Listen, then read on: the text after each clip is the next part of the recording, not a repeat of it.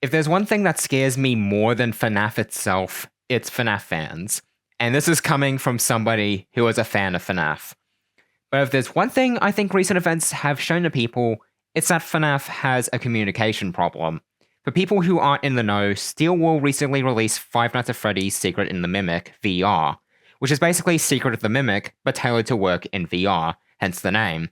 But sadly, people with a PC won't be able to experience this title right now, as is a time exclusive with PlayStation. First of all, I think the time exclusivity with PlayStation is dumb. I'm okay with it being on PlayStation because it's the only major platform that does VR, with PlayStation VR and recently with PlayStation VR 2. And the other Steelwool VR titles, Help Wanted and Help Wanted 2, were also on PlayStation to work with PSVR and PSVR 2 respectively. And of course, they have PC releases considering FNAF's PC roots. But a timed console exclusive? I just don't get it. And secondly, they only said this was going to be a timed exclusive the day it released. And everybody was rightfully pissed off about this because, shocker, nobody likes it when something like this is revealed to be a timed exclusive the moment it releases.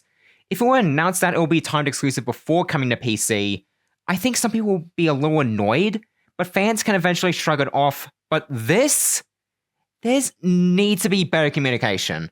And look, I did hear that the game in VR is not as good as the trailers made out to be, which just gives me heavy alien colonial marines vibes there. But this ties into something I think FNAF needs to do. So if anybody from Steelwool or Scott himself sees this, don't take this as me attacking FNAF in its current state. I've been a fan of this franchise for a long time, and I don't hate anybody at Steelwool, and I don't hate FNAF as it is right now. I know there's plenty of debate surrounding modern-day FNAF, but this is criticism I'm offering that I feel needs to happen. There needs to be a proper communications manager for this franchise, okay? Like a spokesperson to speak on behalf of the franchise. FNAF as a series has evolved past its humble beginnings from 2014 into a big, major franchise. I do know it used to be a single one-man game with Scott handling the games all by himself from the first 4 games in the series. We're past that point. FNAF has millions of fans at this point, and there should be at least somebody to speak on behalf of Scott himself, or at least behalf of Steelwool, or the franchise in general, to be clear about what is happening. At least confirmation about what is going on is just appreciated. A good place to start is with the FNAF Twitter account. That account has been laid dormant since the teasers for the second FNAF movie, and since then, nothing has been shared on it. And I know Scott is known for being very vague about what he posts at times on it, similar to how he used to operate his old website. But again, we're past that point. We just need somebody, anybody, who is involved with any of these projects to inform us about any questions fans may have in regards to its release. I'm not saying don't answer any lore details. I'm saying tell fans when something will be released and what will happen with said release. I'm not breaking new ground with this video, as there has been a lot of community uproar, and many fans have been very doom and gloom about the state of the franchise. But I'm doing this because I don't want FNAF to be in a downward spiral, and I want the franchise to be the best it can be. In my opinion, if you aren't a fan of a franchise being in the state it is, you have 2 options here. Either offer feedback on what can be done better, or just leave the franchise altogether if you are that unhappy. I'm doing this because of the former. I want FNAF to be better, and I know for a fact it can be better.